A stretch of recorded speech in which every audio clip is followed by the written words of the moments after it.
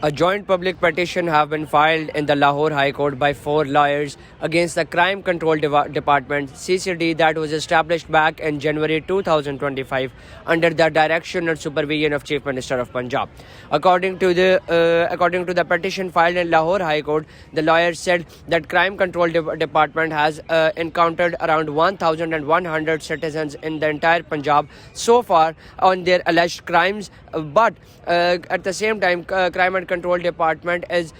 making fake encounters of the civilians and innocent people without probing into the meticulous details of the case. They said that the petitioners, as 4 lawyers, have requested the Chief Minister of Punjab to implement the Punishment and Prevention Act 2022, which empowered actually the Federal Investigation Agency (FIA) to probe into the meticulous details of any encounter or any murder that would go on for 30 days. The implementation of custodial death Punishment and Prevention Act 2022 requires the implementation of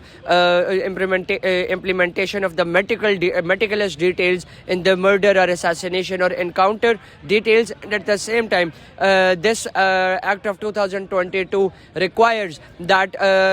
Federal Investigation Agency would complete the details or would complete the examination of the custodial death within 30 days. But these requirements were not being implemented or implicated by the administrative and enforcement agencies. That's why the 4 lawyers, the 4 petitioners against the CCD, have reached the Lahore High Court and petitioned that this act must be implemented in its true sense and manner. This development was actually instigated and it emanated from a place of horror and enrage as a young policeman killed a lawyer in Vehadi whose name was Zishan Dadi, and that encounter was not justified by the Crime Control Department, and thus the 4 petitioners have reached Lahore High Court saying that fake encounters that are being conducted by Crime Control Department are actually not an alternative to the justice system, as it has created a state of panic and fear among the young and innocent civilians who are not enjoying the fundamental right of fair trial